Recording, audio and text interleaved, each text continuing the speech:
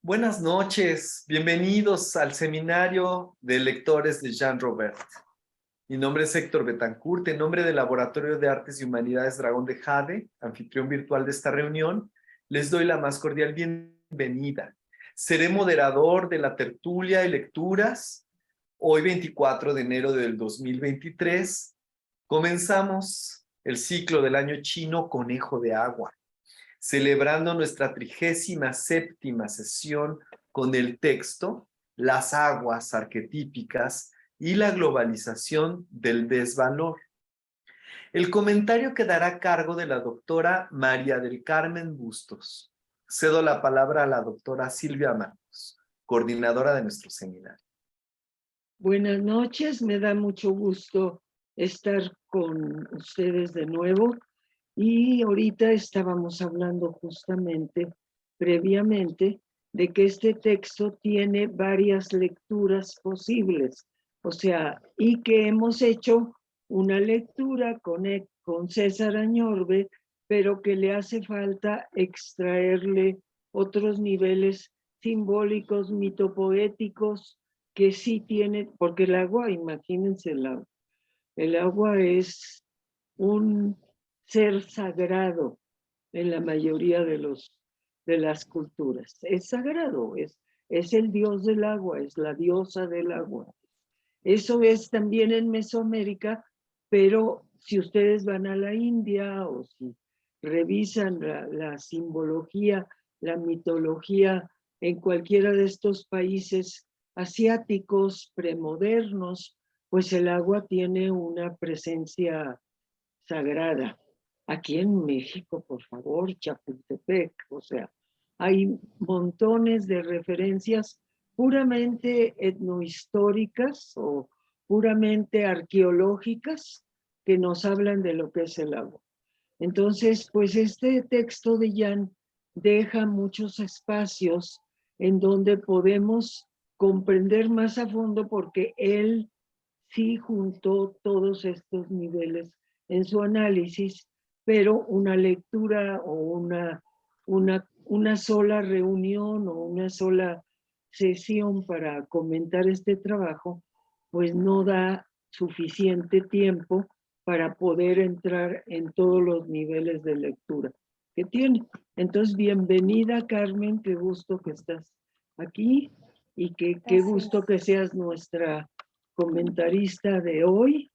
Y pues ya con eso, creo que Alicia tiene que leer tu semblanza, ¿verdad? Sí, así Alicia, es. sí. Sí, y voy a empezar.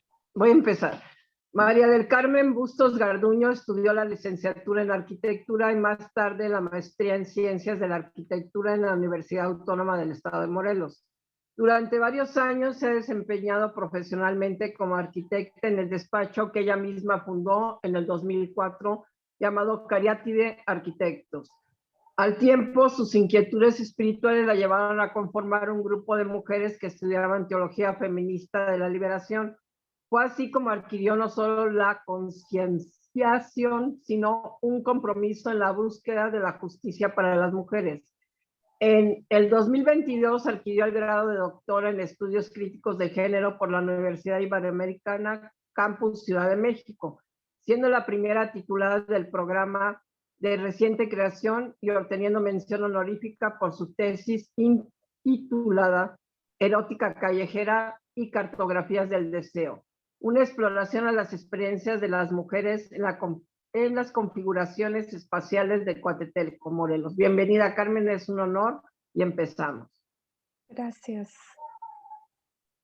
Pues entonces, si gustan, podemos dividir el texto en 3 partes, como estábamos mencionando hace un momento, y podemos dar inicio con la primera y segunda página y ahí hacemos un corte y luego les comento cuál sería la siguiente parte del texto que leeríamos.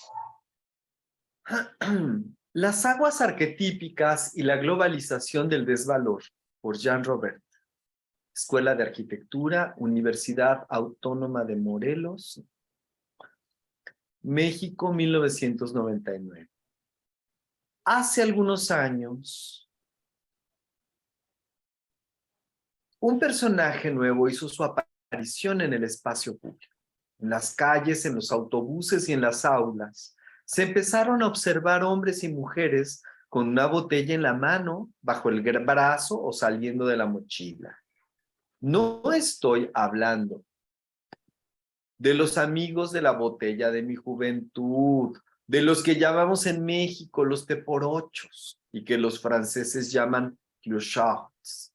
No, el nuevo dependiente de la botella es generalmente abstemio, lo que trae consigo como un indispensable vademecum es agua en una botella de plástico.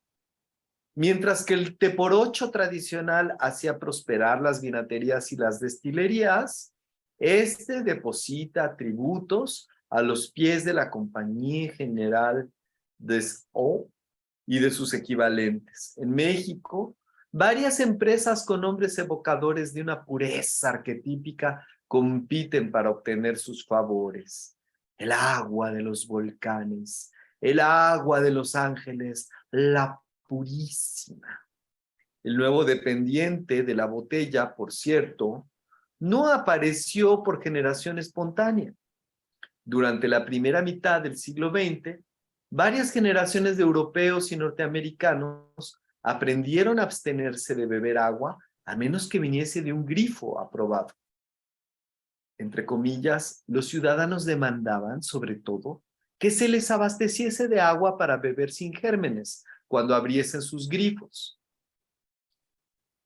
Hoy piden agua libre de contaminantes químicos, incluso los que se usan para matar a los microbios y otros bichos, tanto en el agua como en el suelo. La transición del grifo a la botella de plástico en las preferencias expresadas por los consumidores es el signo de una nueva mutación. El que no podía beber agua si no venía de un grifo certificado y que tampoco podía defecar sino en un recipiente irrigado por Niágaras de la misma agua aprobada. Demandaba que la administración del agua fuese tomada en mano por robustas administraciones públicas. ¿Pero qué pide el que no puede beber agua que no provenga de una botella sellada? Esta nueva figura tiene valor de emblema. Un emblema es una figura que resume una lección. ¿Qué nos dice el amigo de la botella de plástico? ¿Cuál es su lección? Nos sugiere dos cosas. Uno, que el agua de boca distribuida por los servicios públicos ya no es potable. No discuto aquí la cuestión de saber si aún corresponde o no a los criterios de potabilidad establecidos por expertos. Digo que el nuevo botello dependiente manifiesta su creencia de que el agua distribuida por los servicios públicos ya no se puede beber. Un sociólogo se interesaría aquí en un fenómeno de pérdida de credibilidad y por ende de legitimidad. Los nuevos amigos de la botella deslegitiman los servicios públicos de distribución de agua potable. Al mismo tiempo, plebiscitan un proyecto de privatización del agua. Dos, para ellos, el agua dejó de ser lo que había siempre sido, un bien esencialmente gratuito. La nueva dependencia entroniza un concepto conforme a los nuevos rezos de la economía. Que el agua de boca sea un bien económico como la Coca-Cola o la gasolina. Que al igual que estos, el agua natural sea un producto industrial. Hasta aquí, María del Carmen. Sí, gracias. Bueno, primero que nada quisiera hacer como un par de apuntes sobre la metodología que utiliza Jan y cómo que esta consiste en primer lugar en llevarnos de un acontecimiento muy cotidiano, una cuestión como parecería ser muy intrascendente, como es el cómo cada quien pues nos satisfacemos de esa necesidad de ver agua que es portando una botella y que sin embargo tiene un trasfondo pues que es social y que impacta también en la cuestión política, ¿no? O sea, él de algo cotidiano, intrascendente, lo coloca como un asunto político y como un asunto que hay que transgredir. Y bueno, esta metodología me recuerda mucho también la metodología feminista de cómo desde la academia, pero también desde el activismo, las mujeres lo que hemos hecho es aprender a decir que esto que sentimos muy cerca de la piel, muy que nos duele o que también tal vez nos provoca alegrías, es algo político. De ahí que hay un eslogan feminista que dice que lo personal es político. Y bueno, la otra cuestión es que también como metodológicamente, Jan Robert siempre nos va a estar remitiendo a un pasado premoderno para encontrar ahí vías de solución de nuestros problemas que esa modernidad nos ha causado y que esta vez pues es aún más profunda esta ida hacia lo otro, hacia lo no moderno, porque se va como a lo mitopoético, a la construcción o a un lugar que aparentemente no es real, sino que está construido o pertenece al ámbito de lo simbólico. Y al pertenecer a este ámbito de lo simbólico, ya bien Silvia nos lo decía, lo que está haciendo Jan, de hecho, al colocar este concepto de arquetípico en las aguas, lo que hace es estar colocando a las aguas en el ámbito de lo sagrado. Y lo cual también se me hace como muy potente porque él habla también de un desvalor en el agua y yo pienso que ese primer desvalor es justamente desacralizar el agua. Y bueno, un gran amigo de Jan, Jan Pierre Dupuy, justamente habla de cómo el mundo moderno tuvo que valerse de la destrucción de este ámbito de lo sagrado para poder reconstruirse o construirse, ¿no? Entonces, creo que ese primer desvalor es la desacralización del agua y de otros muchos elementos que existen en la naturaleza y que al final de cuentas lo que desacraliza es la vida misma. Por eso abusa de la vida, por eso arrasa con la naturaleza y con toda la vida que en ella existe. Por otro lado, lo que visualizo es que Jan también nos está hablando de un proceso de subjetivación que ha operado en nosotros, en nuestras conciencias, en nuestro ser, y que, bueno, no es dado así como así, sino que está planeado desde la hegemonía, justamente para colocarnos en un lugar en donde podamos ver el agua y otras muchas cosas como simples mercancías. Este proceso de subjetivación, hay una teórica brasileña que yo sigo mucho que se llama Sueli Rolnik. Ella lo llama colonial capitalista. Y cuando ya nos está hablando de este uso de la botella, ¿no? El que carguemos la botella para todos lados, nos está diciendo que este proceso de subjetivación ya está interiorizado en nosotros y por eso nos resulta muy fácil pues ir a la tienda y agarrar y comprar la botella.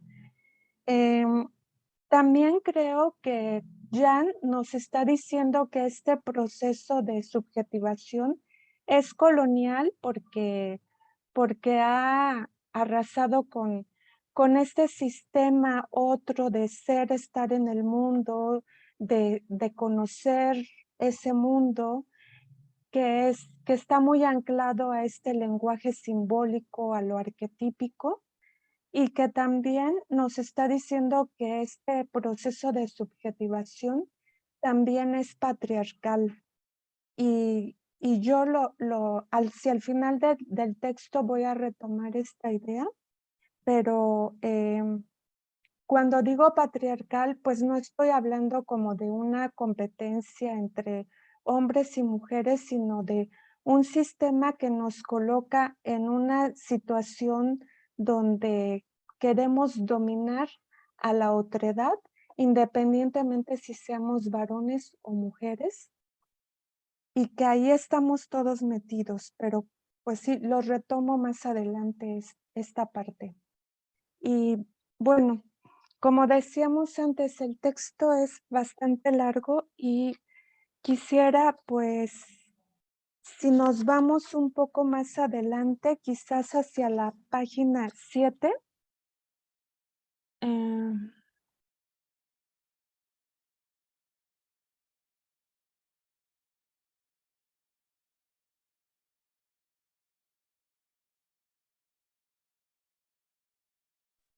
Tú me dices, Sí, pues creo que en las 7 donde dice, a ver, arriba, más arriba, quizás desde donde dice desobedecer al mando de ceguedad puede empezar por una vuelta a la historia. muy bien, le voy a pedir a Servando que él siga. Gracias. Tienes que prender tu micrófono, Servando.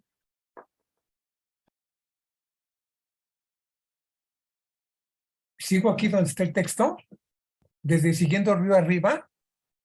Desde desobedecer al mando. No lo tengo. No lo veo. Aquí en la segunda línea.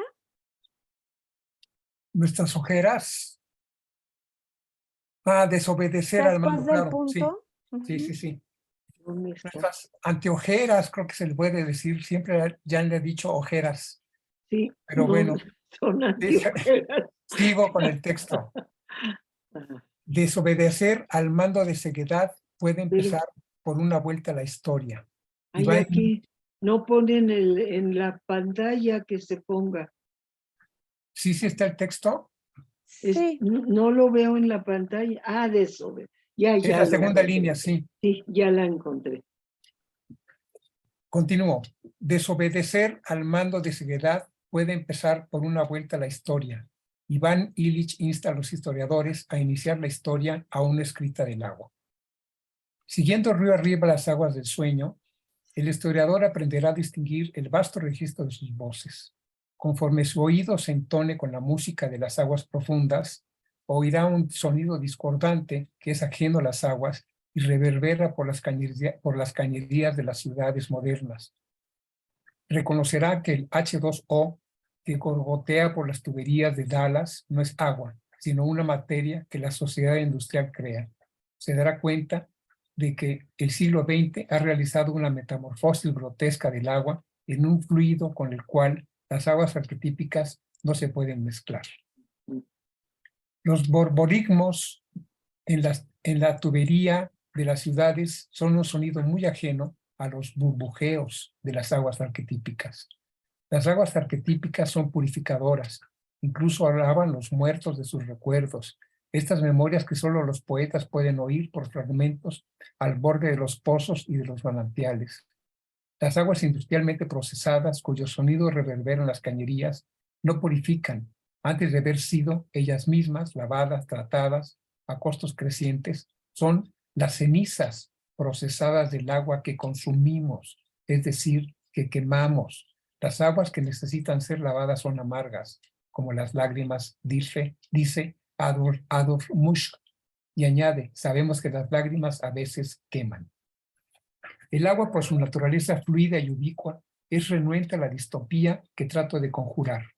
Establecer un monopolio radical sobre el agua es un crimen de lesa natur de choses, un crimen de lesa naturaleza de las cosas. Esto lo demuestra la historia. Hablar del agua históricamente es hablar de la historia de los lugares. Gastón Bachelard tomó muy en serio la correspondencia entre agua y lugar. Reconoció lo que me atrevo a nombrar, el poder topogénico del agua. Según él, el agua, imaginada en forma distinta en cada lugar, encarna la manera como la materia es imaginada en este lugar, en este tiempo. Esta imaginación de la materia es histórica. Épocas diferentes imaginan la materia en formas distintas. Sería un error pensar que la materia es de por sí muda y solo adquiere un significado cultural al recibir una forma, o que la imaginación de cada época viste una materia inamovible en ropajes o formas que corresponden a su estilo. ¿Seguimos? Sí. Bachelard atribuyó tal poder a la imaginación que le permitió engendrar la materia misma, es decir, no solo la forma, sino también la sustancia. The stuff de las cosas. Para él, la imaginación tiene dos aspectos, uno formal y otro material. La forma y la materia de nuestras representaciones no pueden ser separadas, una no puede ir sin la otra. La naturaleza de la materia agua, como toda materia, es histórica. La historia del agua es un magma fluido de imágenes, topoi y temas que perduran por siglos, parecen entremezclarse. Y como el agua misma eventualmente desaparecen y aparecen otra vez, sorpresivamente, bajo sus viejos colores. No es fácil para el historiador acordar su instrumento con un objeto que es erróneamente tomado por la sustancia atemporal y ahistórica. No es fácil para el hombre moderno, cuya civilización material lo hace depender de torrentes de H2O tratado, abrir sus oídos al viejo poder mitopoético del agua. En una edad de ciencia y de tecnología, el redescubrir la verdad histórica de la percepción material exige una disciplina. Esta disciplina, la que contribuyeron a definir los grandes fenomenólogos, Alfred Schutz, por ejemplo, la llama la reducción fenomenológica. Consiste en poner metódicamente entre paréntesis todos los conocimientos escolares abstractos, todo el bagaje de fórmulas y certidumbres sin cuestionar, heredado en una vida de aprendizaje vicario del mundo, para volver a la esencia de las cosas, a su sentido profundo, o para hablar como Merleau-Ponty, a la primacía de la percepción. Lo que les propongo aquí es someter la percepción del agua a una reducción fenomenológica. Lo que debemos poner entre paréntesis son todos aquellos conocimientos que equiparan el agua concreta de nuestro valle, agua dotada de un sabor único con el H2O de los químicos y de las cañerías urbanas. Solo mediante esta disciplina podremos reabrir nuestra percepción a la naturaleza genuina, a la esencia, dice Schutz, a la imaginación, dice Bachelard, del agua concreta. Según Bachelard,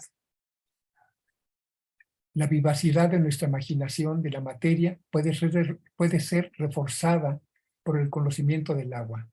Había nacido en una parte de la Champagne, notable por sus manantiales, sus ríos y sus valles, en Balach, nombrada así porque allí confluyen tantos valles. Su imagen preferida de la materia era el agua fluyente. El agua que brota de las profundidades era, para él, la portadora de los recuerdos.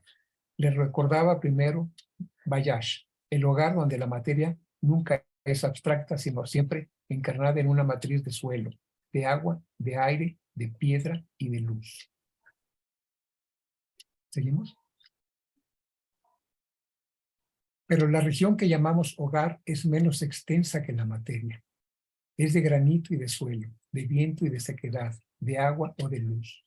En ella materializamos nuestros ensueños. A través de ella, nuestros sueños reciben su verdadera sustancia. De ella solicitamos nuestro color fundamental. Soñando por el río, dediqué mi imaginación al agua clara y verde, el agua que se vuelve la pradera verde. No puedo sentarme al lado de una corriente de agua sin caer en un profundo ensueño, sin rememorar mi felicidad juvenil. No necesita ser la corriente de mi región. La misma memoria fluye de todas las fuentes. ¿Sigo? Los antiguos mexicanos representaban un lugar habitado mediante un jarro boca abajo del cual fluía agua. El jarro simbolizaba un cerro o un monte que, pensaban con justeza, guardaba el agua durante la temporada seca. La gente se establecía en la base del cerro, ahí donde se encontraban los manantiales. Quizás ya no creamos como ellos que el agua irriga el suelo a través de una red de finas arterias, ni que el agua del mar llega a las tierras altas por estas arterias. Lo que atribuían al suelo y al poder de los montes, lo atribuimos más bien a la atmósfera y al poder del calor solar. Juxtaponiendo los pictogramas de agua, Atl, y de cerro, Tepetl, los antiguos mexicanos formaban el signo de un lugar habitado, Inatl, Intepetl, esta agua, este monte, o simplemente Altepetl. Según las crónicas, es la expresión que usó Moctezuma cuando luego de su primer encuentro en Iztapalapa, tomó a Cortés de la mano y le dijo: ven conmigo, ve tu Atl y tu Tepetl, aludiendo así a la resplandeciente ciudad de México, Tenochtitlán. En el México contemporáneo, el sufijo toponímico Tepec recuerda que, para que sea habitable, toda aldea, poblado o ciudad necesita su jarra de agua viva. Bueno, si quieren, aquí podemos hacer un corte. Bien. Bueno, primero me parece importante como que tengamos bien la idea de lo que ya nos está diciendo cuando habla de arquetipos y lo que, según Blanca Solares Altamirano, una hermeneuta, dice que los arquetipos lo que son imágenes construidas por comunidades y esas imágenes lo que están portando son la sabiduría misma de los pueblos, su cosmovisión, sus creencias, y esos arquetipos están siempre transmitidos a través de mitos, como ya antes lo señalaba. Y otro rasgo importante que me parece señalar sobre los arquetipos es que su origen, esta académica lo sitúa como en el origen de la misma historia de la humanidad, y al enlazarlos a este espacio también los enlaza a una cualidad de la conciencia que ella ubica siendo matriarcal. Es decir, en este periodo donde la imagen de la madre para las comunidades era muy importante, porque obviamente la madre lo que significaba era la vida, ¿no? Estas primeras comunidades ubicaban que de la madre nacía la vida y la madre cuidaba la vida, y había un vínculo también de la madre con la vida, con la naturaleza. Entonces eran sociedades donde empezaron a producirse símbolos siempre muy ligados a la figura femenina. Autoras como María Lugones, Marija Gimbutás y otros, incluso arqueólogos varones como Mellard, que han explorado estas antiguas ciudades, han encontrado muchas de estas figuras vinculadas a lo femenino, y también de acuerdo a los emblemas y a todos los significados que han encontrado en estas exploraciones, caracterizan a este periodo como un periodo de paz, donde no había dominación de un sexo sobre el otro y donde había un cuidado por las cosas de la naturaleza. Entonces, digamos que en este periodo es donde surgen los arquetipos, y más tarde este periodo de la conciencia es desplazado por un periodo que ella llama patriarcal, y que ella lo vincula justamente al periodo moderno, donde pues ahí sí hay un querer dominar a la naturaleza, dominar al otro, y pero habla también de un tercer periodo, que sería el periodo donde estas dos conciencias se funden y hay un pensamiento y una conciencia dual, que es la conciencia o la forma de entender el mundo mesoamericana, que es cuando se crea esta figura del Altepetl como símbolo de la ciudad. Y respecto a esta, quisiera abundar un poco más, solo que quisiera que avanzáramos más en el texto, porque más adelante Jan habla sobre la matriz del agua, ¿no? Él habla de que siempre el agua va a tener una matriz y no se va a considerar como un elemento aislado. Y entonces, si avanzamos en el texto, retomaría más adelante esta cuestión de la matriz y ligada al Altepetl. Y teniendo siempre en cuenta como esto que les hablé de los arquetipos, de cómo nacen y cómo es en el contexto matriarcal donde empiezan a aparecer todos estos símbolos.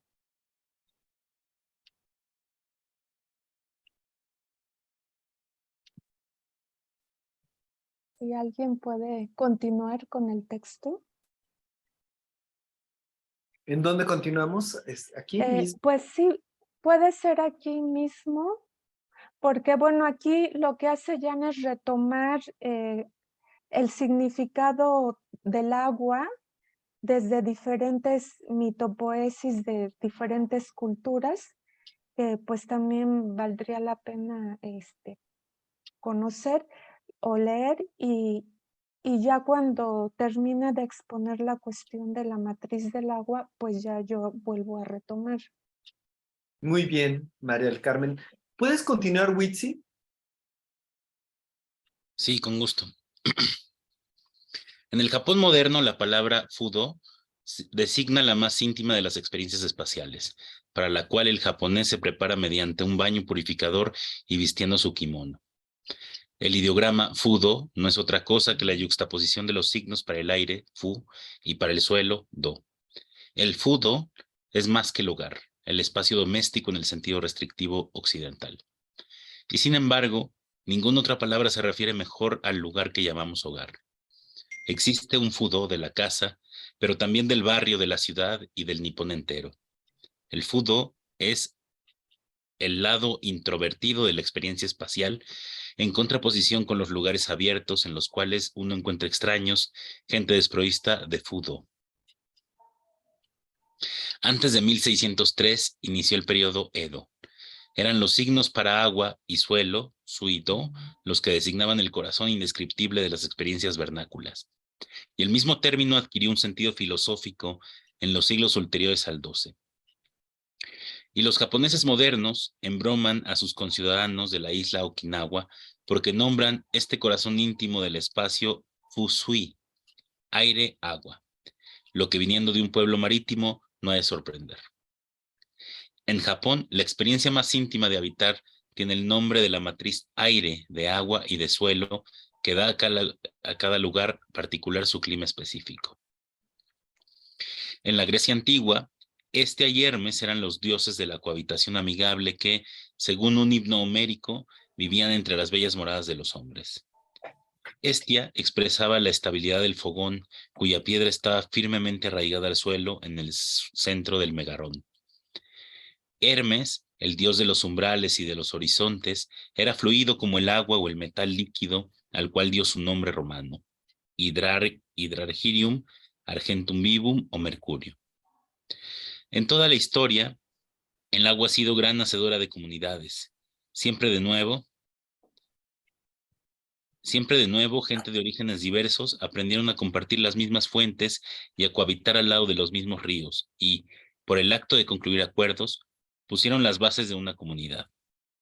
Al establecer los límites de sus derechos mutuos al agua, los que viven río arriba y los que viven río abajo, los que lavan sus ropas en el lado derecho y los que bañan en el lado izquierdo, los que abrevan sus caballos en la fuente común y los que usan sus aguas para irrigar sus hortalizas. La costumbre preparó el lecho de la política y de la ley. El agua es la sustancia de los lazos comunitarios originales. Es la sangre de tribus, Pel, de Sahel, que se juntan una vez al año alrededor de pozos salitrosos y danzan sin fin. Cantan y te platican hasta que sus rebaños estén saciados.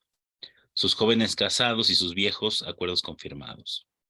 Los derechos al agua de los pueblos que vivían entre el Tigris y el Éufrates son quizá los más antiguos ejemplos de pensamiento legal. El agua conformaba a la gente con cuestiones de vida y muerte sobre la equidad y la justicia distributiva y, antes de ello, sobre derechos inenajenables de acceso a los manantiales, a los lagos, a las orillas de los ríos. En el orden de las prioridades, los derechos de acceso se situaban río arriba en relación con otros. Las cuestiones de justicia distributiva solo tenían sentido mientras el agua era personificada en el lugar concreto en que brotaba del suelo, y, antes de toda justicia distributiva, la costumbre protegía la libertad de acceso del más débil. Le subimos a estos puntos. Las formulaciones más antiguas de los ámbitos de subsistencia comunes se referían al acceso de los pozos y manantiales. ¿Sigo? Sí. No se requiere ahondar mucho en las profundidades de las bibliotecas para descubrir que todas las tradiciones evitan cuidadosamente tratar el agua elemental como un solitario, como lo hacemos cuando la nombramos H2O y la separamos de su matriz original con la ayuda de interminables tubos. El agua arquetípica de las tradiciones es inseparable de varias matrices, aquí de suelo y de aire, ahí de madera y de tierra, o quizá de humedad y de viento, de luz y de sequedad. En contraposición con todas las tradiciones, la civilización occidental, en un esfuerzo fáustico, ha desincrustado el agua de su matriz climática local original. El viejo Faust, sobre pretexto de pisar tierra libre con hombres libres, quiso apresar las aguas. Para este colonizador, se valió de una tecnología guerrera encarnada en los espíritus Hebewald, Tempronto, Haltefest, Agua Firme y Eidvoet, Apura Botín. Rehusó ver que venían del diablo. Tal es, creo, el meollo de la crisis de agua que enfrentamos. Frente al espejismo fáustico de la ¿Podemos hacer aquí un corte? Sí, gracias. Bueno, aquí, como ya les decía yo antes, ya nos está hablando de la matriz, de una matriz que va a contener el agua, que va a estar encarnada a ellas, a las aguas, y está constituida, dice Jan, por suelo, aire, piedra, luz. Yo voy a hacer constante referencia al Altepetl porque es lo que me es más cercano y por lo que más conozco. Entonces, el Altepetl, la palabra misma ya está refiriéndose a esa matriz. Altepetl, como ya nos mencionaba hace un momento, quiere decir aguacerro. Entonces, está hablando ya de una matriz inseparable y de ese lugar donde las personas de ascendencia nahua buscaban necesariamente en el paisaje para fundar sus ciudades. Pero esta matriz aguacerro del Altepetl es aún más que todo esto, más que el paisaje, más que el agua y el cerro, es también obviamente toda la vida que existe en torno a eso. De hecho, existe el mito de que estas personas salieron de una cueva del Chicomostoc y que en estas migraciones míticas lo que buscaban para lugar para sentarse era una representación paisajística similar a la de ese lugar de donde salieron. Dice los historiadores del arte Julián Zambrano y María Elena Bernal García, que lo que buscaban era un lugar donde hubiese un cerro, un monte, una cueva, un espejo de agua, pero también patos, patos silvestres, conejos y juncos. Esa era la matriz de inicio, pero también nos dice el mismo Zambrano junto con Fernández Cristier que el Altepetl era mucho más que eso, porque también eran las personas que lo habitaban, era la pirámide templo, era el tianguis, eran los otros edificios que iban a sustentar la gobernanza, pero era la comunidad en sí misma. Y hay algunos otros autores incluso que dicen que el Altepetl era el Axis Mundi. El Axis Mundi es el lugar donde convergen todos los rumbos, donde converge el norte, el sur, el este, el oeste, pero también el arriba y el abajo, el inframundo. Y entonces yo realmente me imagino como ese lugar donde toda la vida se reúne y donde esa reunión se construye en horizontalidad, en comunidad y no en jerarquía, en una jerarquía de dominación.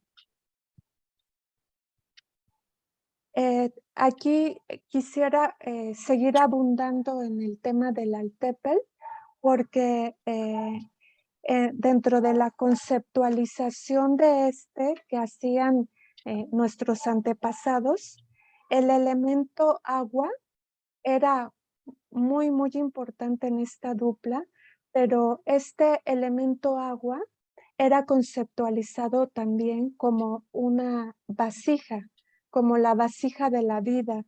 Por eso también al Altepetl se le llamaba la olla de la abundancia. O el Cerro Bodega, ¿no? Dice López Ospin, es el Cerro Bodega donde ahí van a encontrar la manutención y el sostenimiento de la vida. Pero yo quisiera como otra vez enfatizar este concepto de la vasija de la vida, que podría ser ese elemento agua que no necesariamente era una laguna como lo fue en Tenochtitlan o en un lugar que yo conozco bastante aquí en Morelos, Coatetelco, sino que podrían ser también nacimientos de agua o incluso el meandro de un río, justo donde el río hacía este meandro, ahí era donde buscaban asentarse nuestros antepasados. Y este lugar, este elemento acuoso, pues era conceptualizado como un útero sagrado donde florece la vida. De hecho, esta cualidad sagrada es justamente que es el lugar donde florece la vida y donde ellos saben que su sostenimiento no iba a faltar. Respecto a este tema, pues, por ejemplo, la leyenda fundacional de este pueblo del que les hablo, Coatetelco, Morelos, expresa este contenido simbólico. La leyenda dice que una joven mujer que guiaba a su pueblo perseguido estaba siendo sujeto de una persecución por los mexicas, según la leyenda, y que ella, al ver que su pueblo pues iba a ser tomado ya, que ahora sí que la conquista era inminente, ella realizó pues una plegaria, se quitó una corona de flores que tenía en su cabello, en su cabeza, la arrojó al valle y en ese momento el valle se convirtió en esa laguna tan bonita que muchos debemos conocer, pero no solo eso, sino que ella misma se fundió con esas aguas. Entonces, al fundirse ella en las aguas, ella está pariendo a la comunidad, a esa comunidad que se conformó y se asentó en torno a esa laguna. Y según las personas de Coatetelco, ahora mismo, en estos días, esa mujer, esa diosa, los acompaña hasta ahora, transfigurada en una mujer pez que habita en las profundidades de las aguas. También quisiera hablarles de cómo en Coatetelco el agua vinculada a los sitios es todavía sujeto de veneración y de sacralización de los lugares. En Coatetelco, en torno a la comunidad, más allá de los límites urbanos y ya inmersos pues en el ámbito campesino, existen 31 parajes sagrados que rodean a toda la comunidad.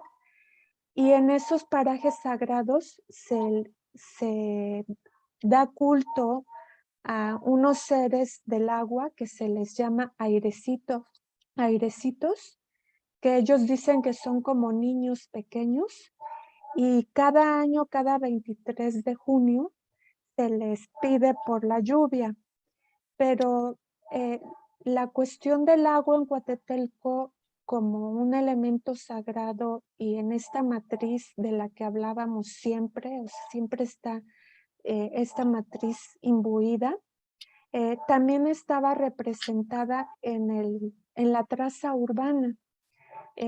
Había también, así como este circuito exterior del que les hablo, que rodeaban a la comunidad y que aún hoy las mujeres de Coatetelco dicen que son los guardianes de la comunidad, esos lugares.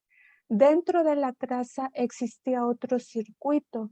Ese circuito estaba constituido por 7 lugares sagrados que eran unos pozos de agua, donde las personas se abastecían del agua para su uso cotidiano, pero también eran templos dedicados a la diosa.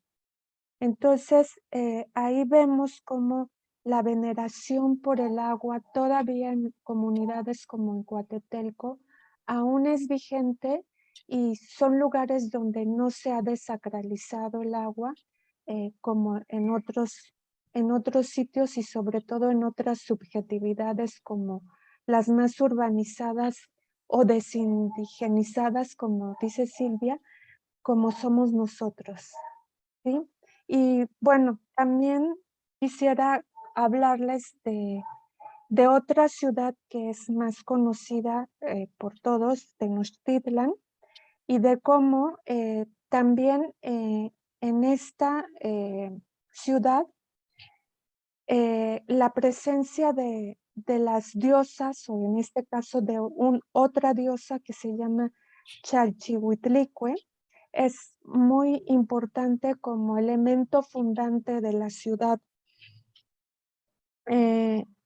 Yo tengo por acá la imagen porque creo que sí es importante que la vean. Si me pueden permitir compartir pantalla, por favor, les platico. En la imagen que vamos a ver es el emblema fundacional de Tenochtitlan. En la base de este emblema está la diosa Chalchihuitlicue. Está en posición horizontal, en posición supina, y según mi interpretación es el parto mítico de la ciudad, porque de su boca vagina emerge el nopal, que todos conocemos que también es representativo de México Tenochtitlan, pero a un tiempo debajo de la diosa están fluyendo abundantes aguas que permiten obviamente a la ciudad levantarse y florecer. Este rasgo simbólico se expresaba también en la materialidad urbana, en las calles, en diferentes lugares, a través de las prácticas rituales que se hacían en la ciudad, que eran procesiones rituales. Y todo, como se ve, pues estaba articulado a los flujos del agua y lo que manifestaban es un orden ecológico y sagrado. Sin embargo, la historiadora Bárbara Mundi, de cuyo trabajo es de donde retomé la imagen que no hemos podido compartir, pues ella habla de cómo los españoles, cuando se empezaron a dar cuenta de que existían organizaciones urbanas pues totalmente diferentes a lo que ellos esperaban en su concepción de lo urbano, pues empezaron a tachar de esas zonas desordenadas, ¿no? Para ellos eran lugares desordenados y sin embargo lo que eran lugares que estaban siendo construidos acorde a una lógica ecológica y sagrada. Esta es la imagen que les decía. Está esculpida en el trono de Moctezuma, en la parte posterior, y entre las 4 letras, la figura que está entre las 4 letras, esa es la diosa. Como podemos ver, emerge el nopal del vientre de la diosa y detrás de ella, en la flecha B, ahí esas ondulaciones significa el agua que de ella también sale como los fluidos corporales cuando se realiza o acontece un parto. Así salen de la diosa estos fluidos corporales que es el agua de la laguna. Y como les decía antes, pues esto fue totalmente incomprendido por la mentalidad colonizadora española, que tachó esto pues de desordenado, de ilógico, conforme a su pensamiento urbano que traían ellos.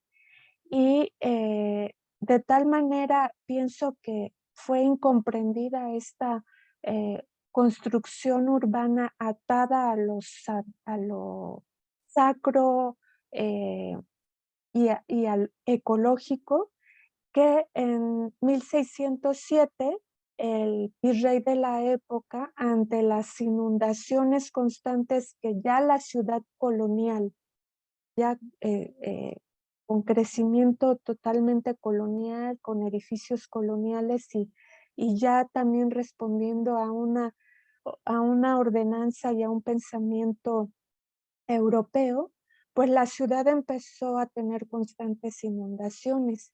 Y como una manera de solucionar, entre comillas, ese problema que tenían, pues se abrió un tajo, el tajo de Nochistongo, para hacer sacar las aguas, para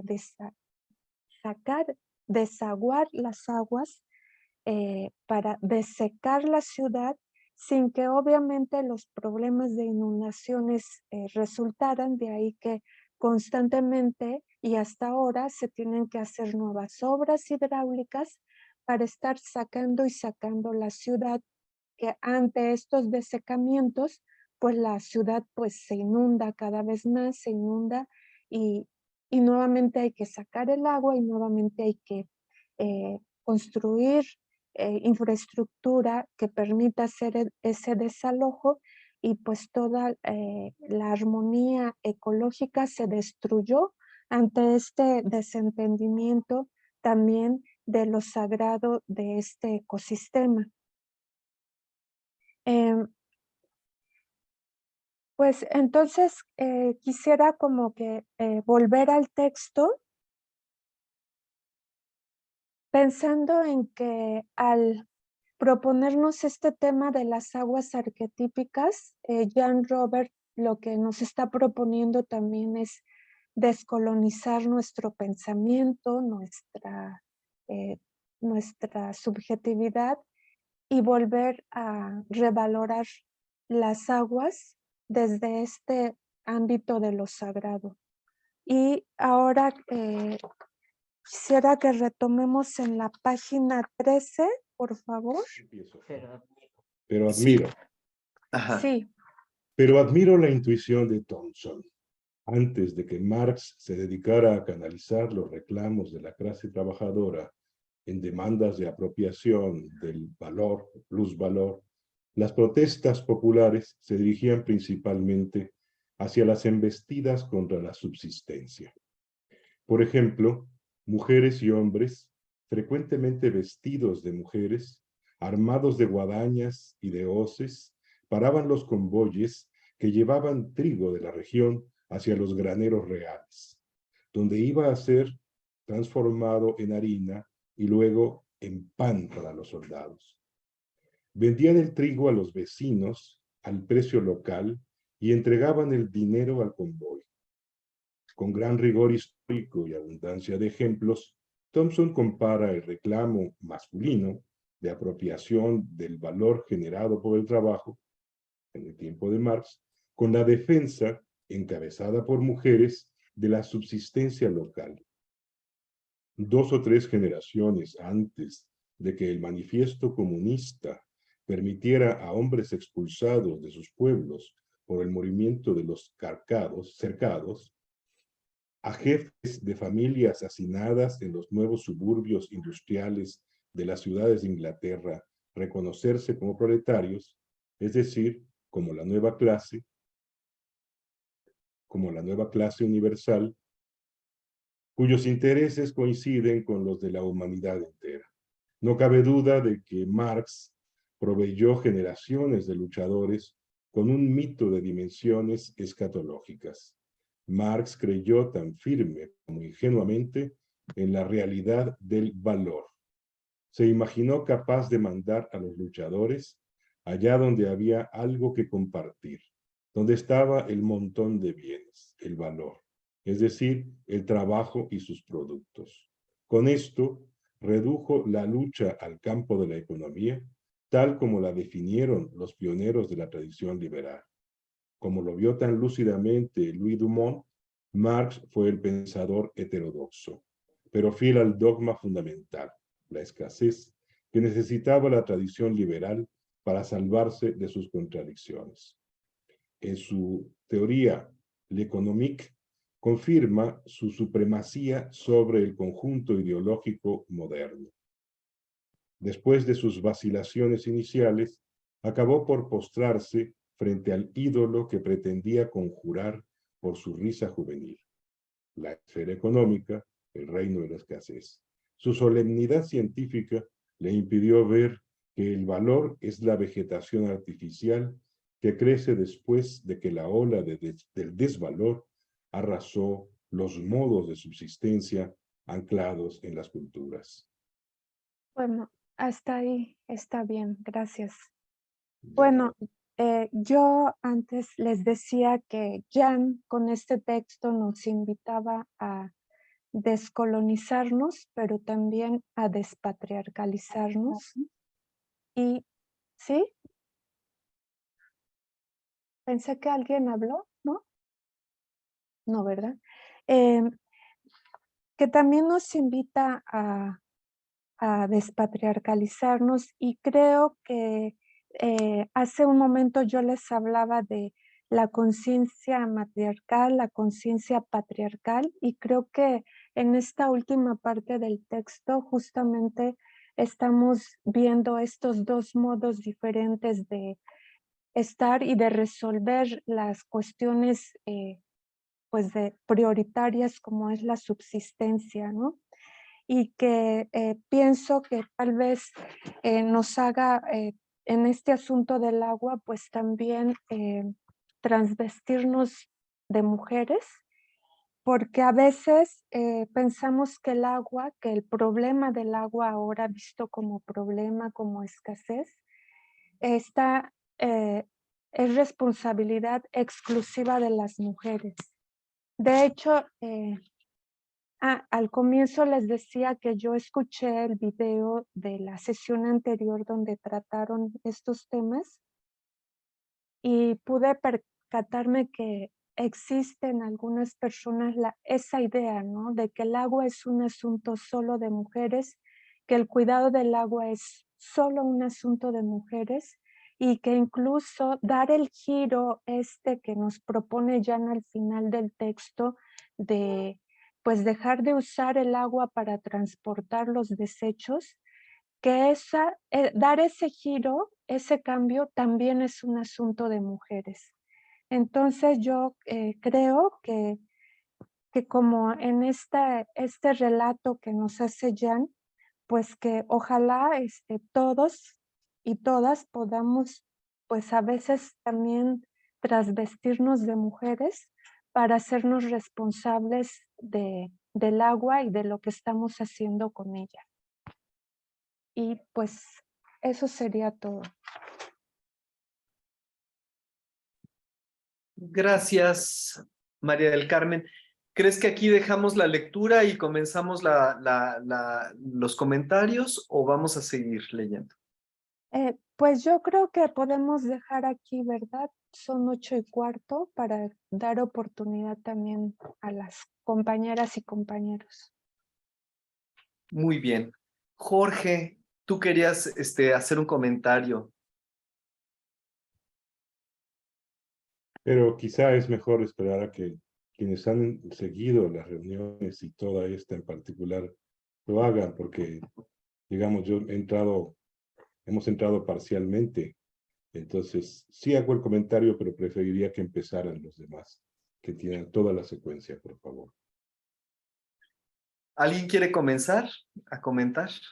Yo creo que Silvia podría también, ¿no? Como cerrar. Sí. Silvia, tienes que prender el micrófono, Silvia. Bueno, a mí lo que se me ocurre muy interesante de lo que acabas de decir, y que yo creo que es bueno que lo vuelvas a clarificar, Carmen, es este concepto de la feminización o la patriarcalización de la relación con el agua, que emerge de este texto, en el que tú has podido hacer una referencia a cómo la relación con el agua se vuelve femenina o se vuelve patriarcal, y cómo hay que despatriarcalizar la relación con el agua. Porque te lo oí en un par de veces y sería muy importante porque se vincula con la parte simbólica y la parte mitopoética. Entonces sí, es muy interesante tu lectura de esos significados que vienen en el texto de Jan. Entonces sería buenísimo que lo clarifiques. Sí, bueno, mi comentario también surge de comentarios que escuché cuando se leyó este texto con César Añorbe, en donde algunos compañeros decían que el poder adoptar el baño seco no se ha podido hacer tanto individual como masivamente, porque las mujeres ya estamos muy cómodas haciendo uso de pues, los aditamentos modernos, ¿no? Entonces, yo creo que el tema del agua no es un asunto solo de mujeres, y el que podamos dar ese giro, pues no tiene que ver solamente con las mujeres, porque sí, en efecto, el agua se vincula con las mujeres porque al ser nosotras las encargadas absolutas y normalizadamente de las tareas de cuidado y de la limpieza de la casa y de todo lo que tiene que ver con lo doméstico, con la reproducción de la vida, pues el agua es fundamental para todas esas tareas. Entonces se nos ha dicho, se cree que el agua, como esas otras tareas, también es un asunto de mujeres. Y de hecho, cuando yo para preparar esta sesión, tecleo en Google problemas de escasez del agua, imágenes de escasez del agua en colonias. Lo que primero aparecen son fotos de mujeres justamente preocupadas por el abasto de agua, ya sea sacando sus cubetas, lo que tengan para recibir el agua de las pipas, ya sea ellas ocupadas en sus labores de cuidado como lavando la ropa, pero siempre la imagen son las mujeres a cargo del agua. Y porque se ha construido también la idea de que las mujeres son las encargadas de todas esas cuestiones del ámbito doméstico, y como colocar un sanitario doméstico, un sanitario seco es colocarlo en el ámbito de lo doméstico, por lo tanto, le corresponde a las mujeres también hacerse cargo de su manutención, de su manejo. Y también quiero decir que pues el manejo no es nada sencillo, ¿no? Según lo que yo he podido conocer del sanitario seco, porque en efecto yo no tengo en mi casa sanitario seco, pero no es fácil, hay que saber cómo controlar ciertas cuestiones, humedad, tener almacenado el producto cierto tiempo, sacarlo, etcétera. Entonces, si es una tarea más que hay que darle a las mujeres, pues claro que va a haber una reticencia, ¿no? Pero si lo hacemos en colectividad o en responsabilidad compartida, yo creo que otra cosa podría suceder.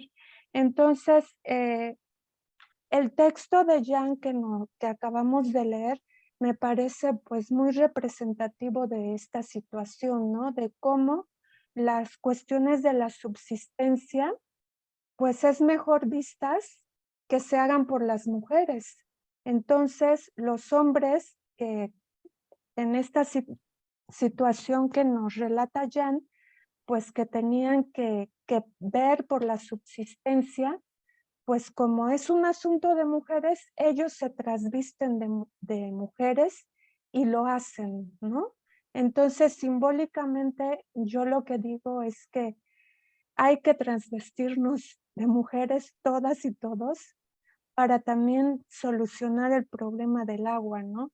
Y yo me digo transvestirme incluso yo misma porque yo como arquitecta también tengo pues comportamientos, conductas muy masculinizadas, sobre todo cuando estoy en la obra, porque gran parte de mi quehacer profesional ha sido como supervisora de obra. Entonces, para sobrevivir en ese ámbito me he tenido que masculinizar y, a veces eso lo llevo a todas partes, esa masculinización, ¿no? Entonces, creo que nos hace falta, pues eso que hicieron estas personas, ¿no? Del relato de Jan, poder transvestirnos más como mujeres para emprender estas luchas por la subsistencia de la vida. No sé si contesté. Pues contestaste una parte. Lo que a mí me interesa por lo que es mi propio trabajo es un poco ver el cambio que ha habido históricamente de la relación con el agua en las sociedades premodernas y lo que trajo la modernidad. O sea, ahí yo siento que en el propio texto de Jan se analiza este tránsito, porque él recupera formas de relación con el agua en los asentamientos, no asentamientos, en las comunidades premodernas que no se corresponden con el uso de hoy y que hoy hay que como dices, feminizarse o algo así, ¿verdad? Ujú. Entonces, a mí lo que me interesaría es recuperar ahorita del mismo texto de Jan que cómo describía él la relación con el agua en tiempos premodernos. Bueno, comenté que incluso el agua en su matriz, tierra, aire, todo el entorno ecológico, era muy importante para la fundación de los pueblos de origen náhuatl, de ahí el aguacerro. Y que en muchas de estas fundaciones, la imagen que prevalece como figura fundante es la figura femenina, la figura de las diosas, como en Coatetelco, ¿no?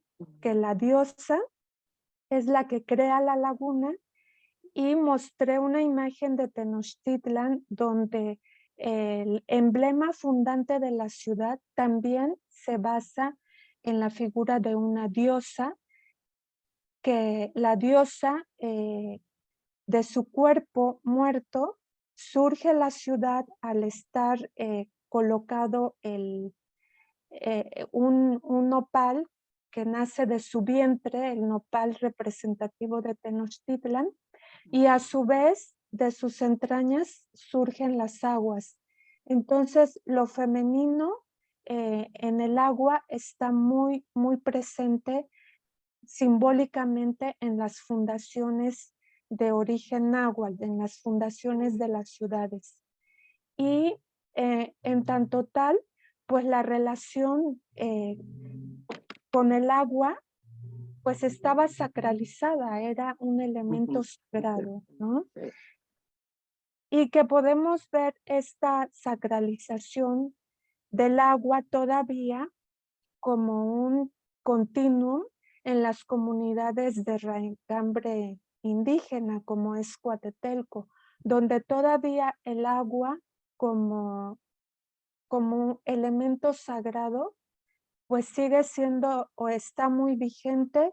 Y aquí esta dualidad de la que tú pues conoces mejor, el pensamiento mesoamericano, hombres y mujeres tienen esa participación ritual cuando se hacen las peticiones de agua de lluvia, por ejemplo, y estas peticiones de agua de lluvia se realizan en el caso de Coatetelco, en 31 parajes sagrados que están envolviendo lo urbano, ya están en el contexto campesino, pero envolviendo lo urbano como si fueran guardianes de la comunidad, o más bien las mujeres así expresan que estos sitios donde se venera el agua son sitios que guardan a la comunidad. ¿Sí? Y en Coatetelco sigue muy vigente esta idea del agua como sagrado y del agua como un elemento de veneración y de celebración, porque se hace toda esta ritualidad en torno a estos lugares, pero también en la laguna. Ay, sí, eso es una buena visión comparativa muy interesante.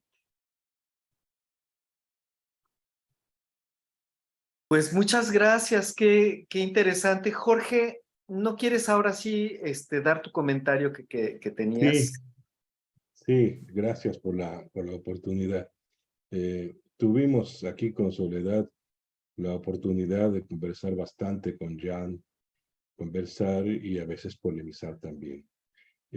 Quiero hacer unos comentarios, no tanto en el sentido en que va ahora toda la reflexión, sino señalar algunas cosas, a ver, como de detalle. ¿A qué me refiero? Me llamó la atención en la parte que estábamos en uno de los tramos de lo que escribe Jan, esta alusión a la civilización occidental como una que produce el quiebre, ¿no? Digamos, la desacralización, no lo dice así, pero a eso se refiere. Y entonces dice Jan, hace una mención al Fausto, ¿no? De Goethe. Entonces está planteando cómo entonces el hombre occidental se va hacia el control del agua, ¿no? Ujú. Sin embargo, en el propio drama del Fausto, y la alusión a la que hace Janis a la segunda parte del Fausto, si no recuerdo mal, es un momento en donde, más que controlar, lo que quiere Fausto es tener un servicio, digamos, para que pueda la gente acceder a las tierras bajas que estaban amenazadas por el mar. Entonces, este Fausto es el primer ingeniero hidráulico, ¿no? Y su afán es, de alguna manera, recuerda, por ejemplo, al mismo afán, y también para hablar de formas de modernidad diferentes, los chinos, por ejemplo, dice el mito que el creador de ¿cómo se llama?, de esta filosofía de los cambios, el Yin Yang, fue en realidad un ingeniero, y que al mismo tiempo que creó toda esta filosofía, fue el creador de los diques que permitieron en el río Yan cultivar el arroz, ¿no? Entonces decía este hombre, decía, no se trata de oponerse al agua, se trata de comprenderla y seguir, ¿no? Adaptarse a los flujos para aprovecharla en vínculo con él. Entonces, Fausto, en su impulso inicial, está buscando algo parecido a lo que buscamos todos. O sea, es cierto, es el momento en donde comienza este gran divorcio que convierte al agua, al final de cuentas, en H2O, ¿no? Pero el impulso de este hombre, el impulso en el drama, es el de hacer un gran servicio a la humanidad. Finalmente, el bien común para la humanidad está presente en el impulso de Fausto. Entonces, menciono esto como la lectura de lo que escribe Jan, que realmente es sumamente importante para comprender este divorcio, esta quiebra, esta crisis que separa, ¿no? Pero que también en su momento, ¿no? Ha habido en el proyecto inicial del racionalismo que funda la modernidad en Occidente, ha habido un impulso de servir, ¿no? Sin embargo, si no me acuerdo mal también, todo esto tiene una inspiración en Kant cuando dice hay que dominar la naturaleza, hay que entender a la naturaleza para dominarla, ¿no? Y vienen estas derivaciones. Digo esto también pensando en Coatetelco. Coatetelco es una presa, si no me equivoco. Es Es una laguna y es una presa, ¿no?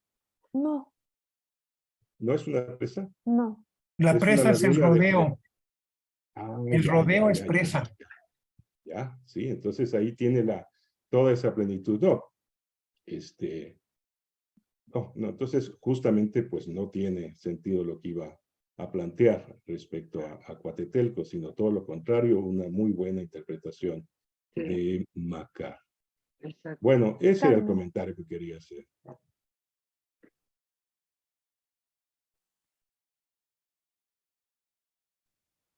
Además, la laguna tiene una historia, pero fascinante, ¿verdad, Carmen? La laguna, Sí. ¿sí?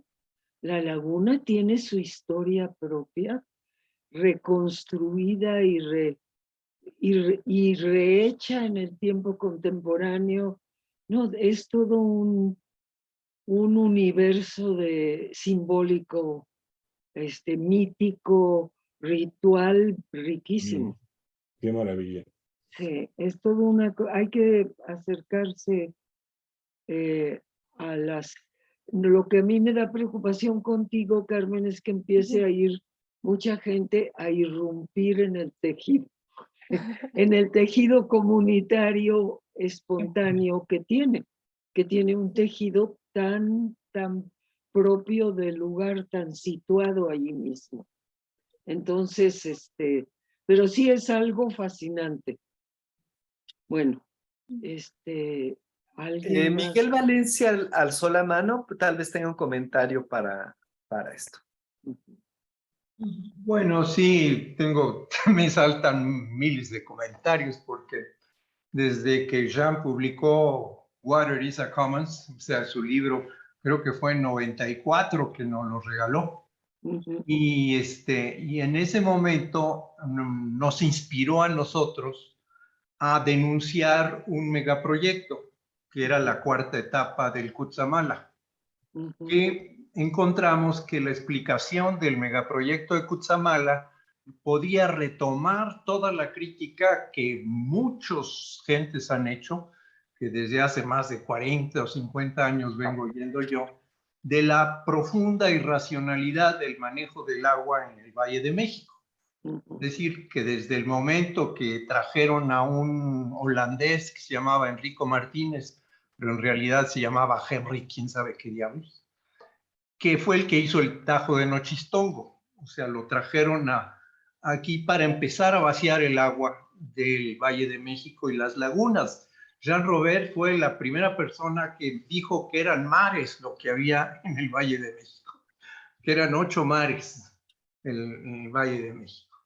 Y que a través de eso se empezó a colonizar la mentalidad de todos los gentes de la Ciudad de México, porque de allí en adelante hasta nuestros días se siguen haciendo drenajes profundos para expulsar el agua, ¿sí? Todavía está por concluirse o casi terminado el que se inició hace 10, 15 años.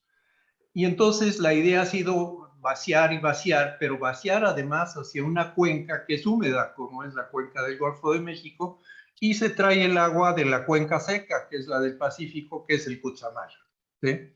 Entonces, ese saqueo del agua que nosotros denunciamos en 1994, lo mandamos al gobierno, tuvimos 2 años de debates con la Comisión Nacional del Agua.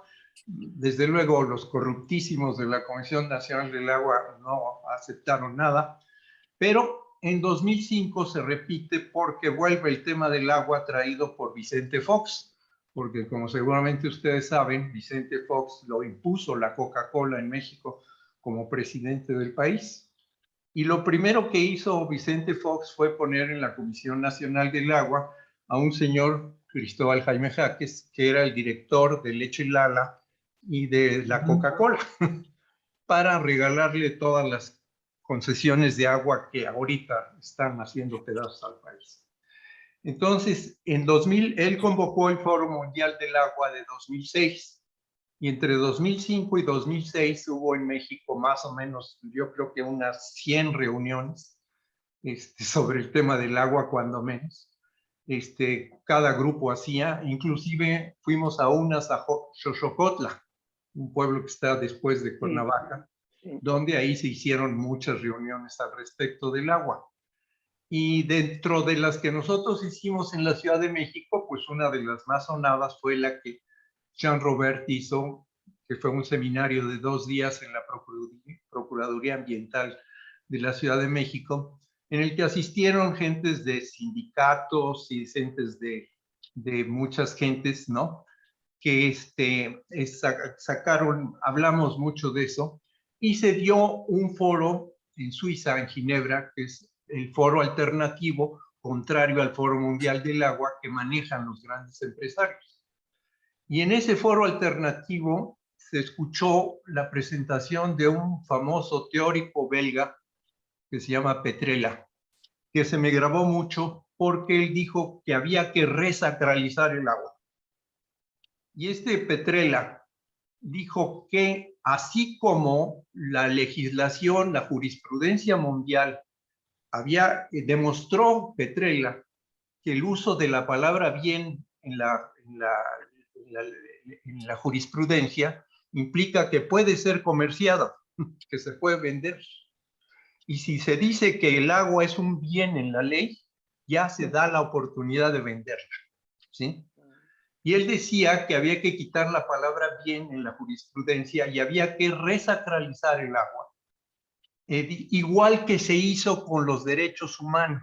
O sea, la jurisprudencia moderna sacraliza a la persona diciendo el ser humano no puede ser vendido y que debe de volverse, sacralizarse, integrando a la ley la idea de la sacralidad del agua, cosa que hemos discutido por 10 años cuando menos, y que el gran grupo que está promoviendo el cambio de la ley de aguas en México, saben ustedes que pronto va a entrar a discusión una nueva ley de aguas, que se trata de echar abajo la ley neoliberal del agua de México, que viene desde Salinas de Gortari, que facilitó todo el saqueo del agua en México.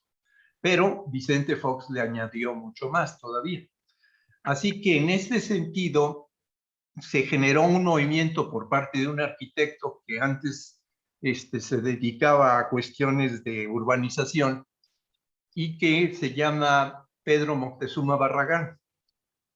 Pedro Moctezuma Barragán pues participó con nosotros en cosas urbanísticas, pero luego tomó el tema del agua igual que el arquitecto Jorge Legorreta. Y este arquitecto, desde hace unos 10 años, lleva una campaña nacional repartiendo folletos por todos lados. Me da la impresión que con el apoyo de Morena, con el apoyo de López Obrador, porque pues está muy en ese sentido. Y se está haciendo un movimiento en México muy grande para cambiar la ley del agua, pero ninguno de ellos ha querido aceptar la idea de la sacralidad del agua. Y esa es mi gran preocupación. Sí, pues sí. Entonces, es mi gran preocupación porque pues es obvio que debe sacralizarse el agua urgentemente si es que queremos que se frene esta locura. Claro. En estos momentos, los libros que hablan de cambio climático hablan de unas guerras del agua para de aquí a 5, 10, 20 años espantosas, que ya están presentes en Australia, que es el continente más seco del mundo, y que es donde están en este momento llevándose las propuestas más radicales del agua. Y precisamente ahí señalan que las mujeres de Australia están haciendo eso, en parte, porque solo tienen un río en Australia y un afluente de ese río. Entonces, la sequía en Australia es espantosa. Claro que la sequía está agarrando Siria, Mesopotamia, África, México, o sea, hay muchas partes del mundo que se está quedando seca.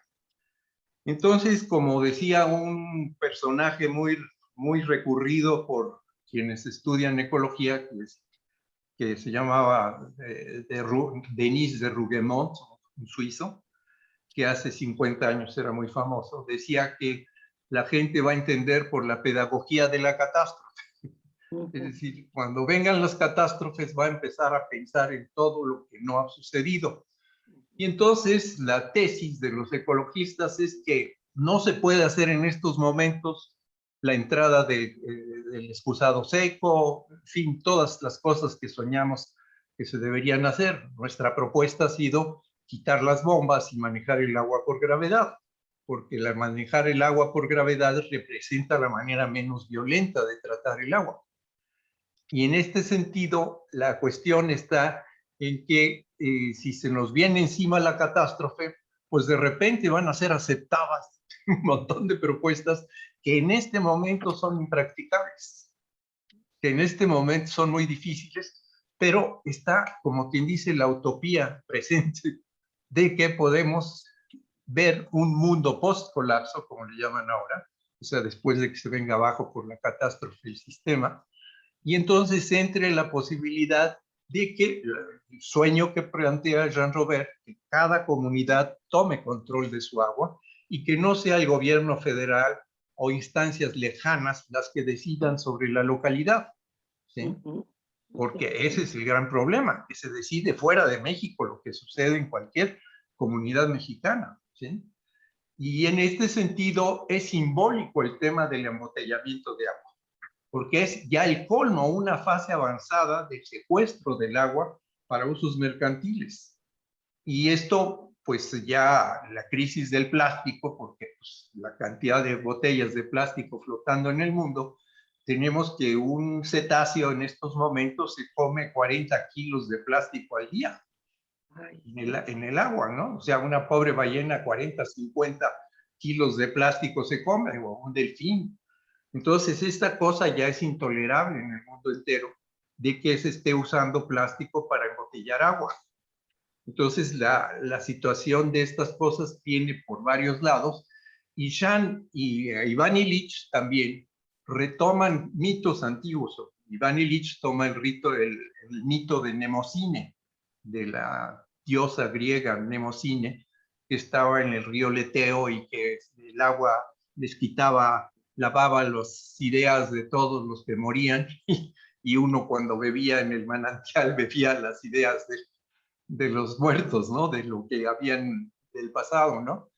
En este sentido, la visión tanto de la crítica a la modernidad que tenían tanto Jean como Iván, como el retomar los viejos mitos, serviría para matar los nuevos mitos, o sea, los vulgares mitos modernos de la economía. Pero la demolición de la economía me parece a mí una parte fundamental para avanzar en estos temas. Bueno, podríamos decir mucho más, pero hay algunos comentarios y experiencias sobre el trabajo que hemos tenido, y cada vez que viene el 20 o 22 de marzo, que es el Día Mundial del Agua, sacamos un escrito que dice: el agua es sagrada. Muchas gracias, Miguel. Gracias, Miguel. Servando, por favor, también levantaste la mano. Bueno, sí, pues es que ya hay mucha, qué bueno que haya tanta discusión, ¿no? A ver, pues tenemos recientemente el movimiento que se levantó en Xochimilco, ya hablamos de él, en San Gregorio de Atlapulco, que es una zona de manantiales. Creo que también el propio nombre de Atlapulco quiere decir eso, ¿no? Donde hay manantiales y donde se revolotea el agua. Y fue precisamente para detener la extracción, pues, inhumana, para no ponerlo en términos jurídicos, ¿no? De la naturaleza que les pertenece, a la que pertenecen ellos mismos, para beneficiar a la urbe. Hace 100 años se hizo el primer acueducto para sacar el agua de Xochimilco y llevarla a la Ciudad de México, justo ahí en la Colonia Condesa. Ahí llegaba ese acueducto. Si los conocen la Ciudad de México, pues han visto esa cantidad de tomas de aire que hay sobre la avenida Nuevo León y sobre División del Norte, y pues viene de Xochimilco. Pues por 100 años estuvieron sacando el agua de Xochimilco, y pues como nos ha narrado muy bien nuestra compañera el día de hoy, pues acabaron con la Ciudad de México, sacaron el agua, trajeron especialistas, también han salido aquí, ¿no? Para hacer estas cuestiones. Enrico Martínez, pues creo que él es el que precisamente hace este entubamiento del agua. Y lo que vimos fue, a esto voy, ¿no? Un movimiento encabezado por mujeres, precisamente para la defensa del agua en San Gregorio de Atlapulco, que lo que hicieron fue cerrar un camino que es un eje vial muy importante para Xochimilco, reclamando que no les robaran más el agua. Y pues hace 2 años ya, el movimiento en Puebla para detener la planta de Bonafont, que pues se dedicó ilegalmente, ahora sí podemos decir ilegalmente, y también a Contranatura, a llevarse el agua precisamente a los volcanes que están en esa zona de Puebla para venderla.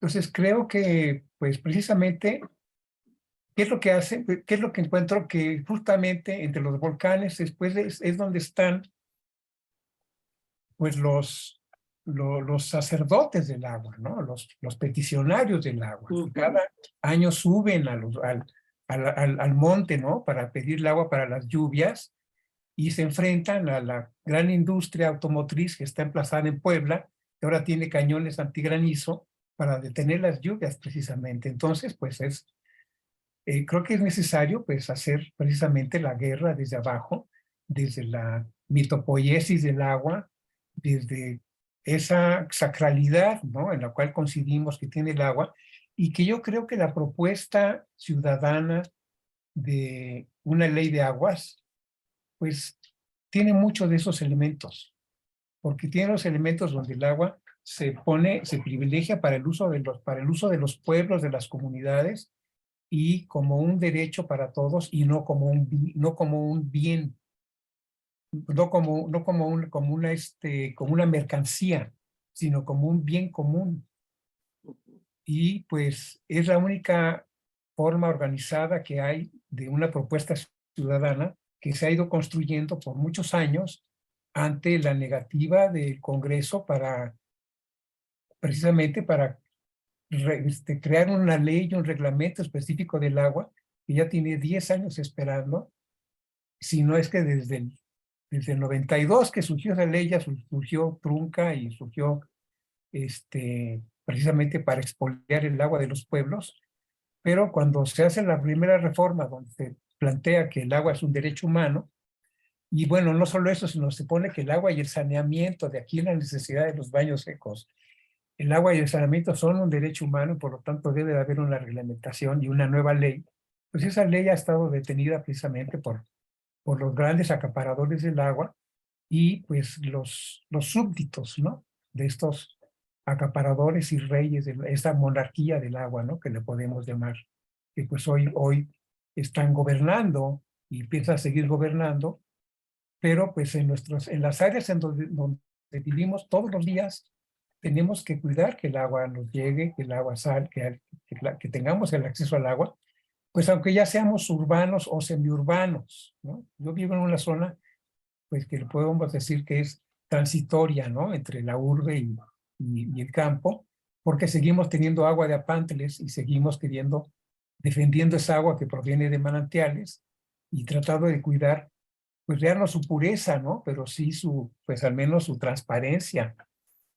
Y cuesta trabajo, pero creo que hay mucha conciencia todavía aquí en esta parte de Morelos sobre la importancia del agua y precisamente su sacralidad. Hago mención también, por ejemplo, este concepto de agua muerta que surge ahí en la villa de Ayala, junto al río Cuautla, junto a Cuautla y el río Cuautla, sobre el agua que va a devolver la termoeléctrica de Huesca, que además se la vienen a robar a los campesinos productores de alimentos básicos y no obligadamente productores de electricidad. Morelos no tiene por qué producir su electricidad, ¿no? Es una gran mentira que creó el Estado para robarse esa agua.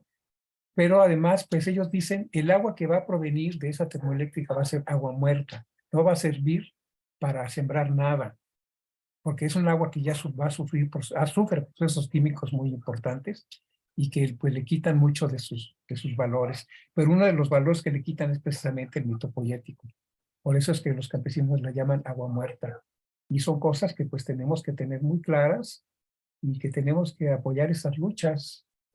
Y precisamente, pues renovando esos mitos, ¿no? Creo que son fundamentales.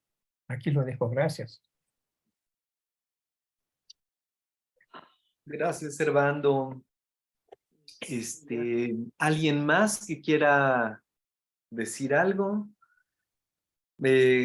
Carmen, para cerrar. No se Tienes que oye. prender el micrófono.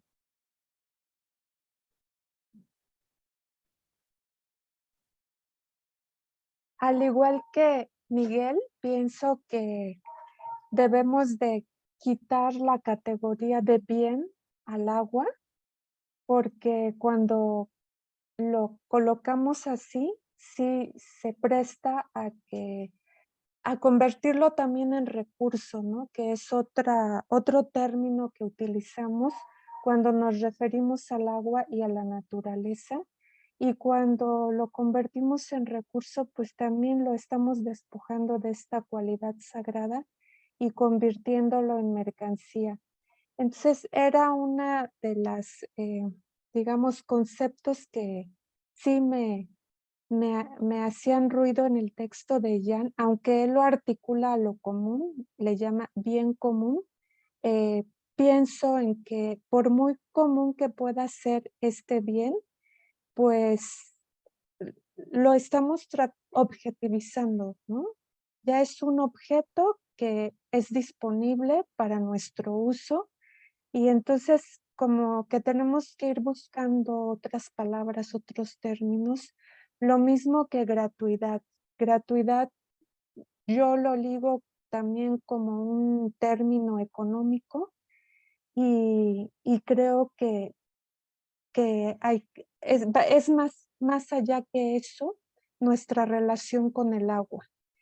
Y bueno, respecto a lo que mencionaba Silvia, ¿no? Del mito tan rico que existe en Coatetelco, que creo que Silvia, estabas en una llamada cuando hablé un poco de eso, pero lo que sí quisiera como complementar es que en Coatetelco el mito se va rearticulando y reelaborando.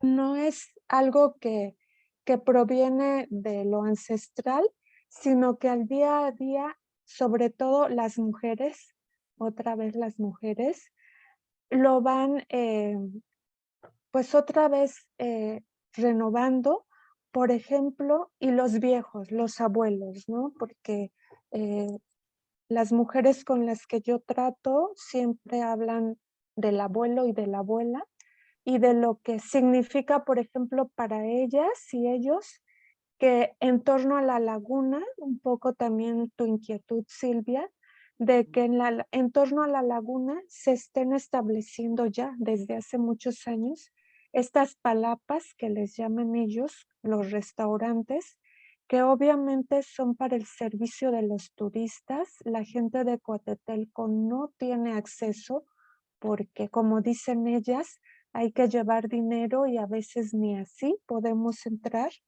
Entonces, para las y los abuelos, el que se establezcan estos restaurantes significa que se está mercantilizando a la laguna y que la laguna no se mercantiliza, que la laguna no es para eso. Y entonces dicen ellas y ellos que por eso sobrevienen los desecamientos que ha habido de la laguna. Varias veces la laguna de Coatetelco se ha secado y entonces ellos dicen que la tlanchana, la mujer pez que habita en la laguna, se enoja por la mercantilización que está siendo sujeta a la laguna y se va. Y al irse la atlanchana, pues se seca y ya no hay agua, ya no hay vida en la comunidad.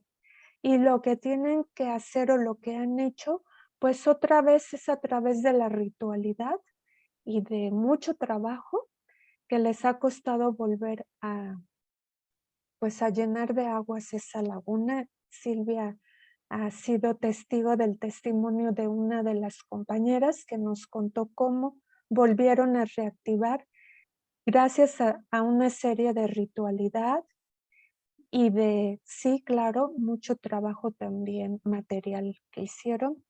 Entonces, pues con eso cerraría y gracias por escucharme.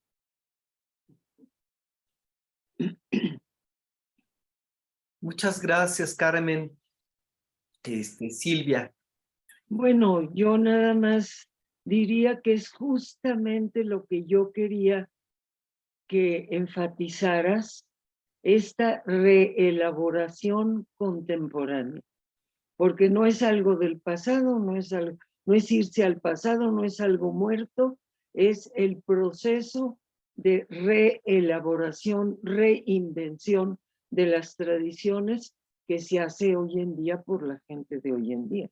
Entonces eso me gusta mucho que esto lo hayas vuelto a enfatizar, porque es parte de lo que hace que estos estudios que estamos haciendo contemporáneos de las costumbres de los pueblos indígenas no son esencialistas, no son irse a un pasado que no se movió 500 años.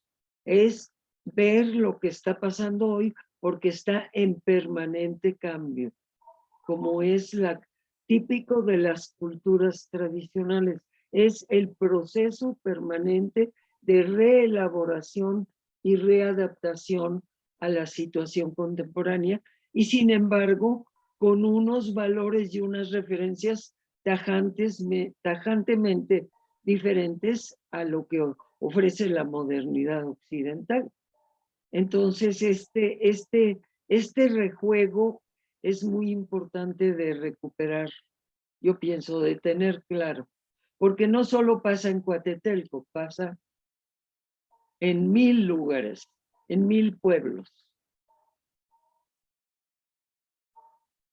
Pues yo creo que ya con eso... Muchas gracias a todos, gracias por esta reflexión, esta tertulia, esto compartir sabiduría. Gracias a todos los presentes, nos vemos en 15 días. Sí, muchas Muchas gracias. gracias. Carmen. Buenas noches. Recordaste